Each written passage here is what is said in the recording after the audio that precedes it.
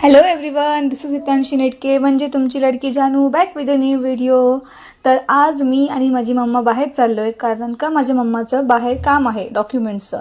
तर मी बोलले मी तुझ्यासोबत येईन, पण मला त्याच्याबद्दल काहीतरी मस्तपैकी खायला घालायचं. तर ऑफकोर्स मी वडापाव घेतला होता आणि दहीवडा. जेन्युनली मला वडापाव जास्त आवडला कम्पॅरेटिव्हली दहीवडा, पण ओके.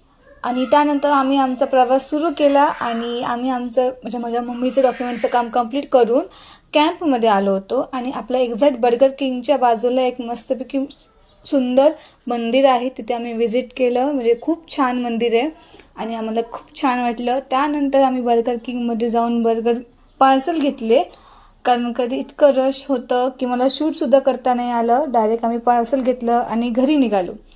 आणि पेट्रोल भरायचं काम होतं ते सुद्धाही केलं. आणि त्यानंतर आम्हाला हे लिंबू सोडा प्यायचा होता, आमच्या दोघींचा फेवरेट आहे.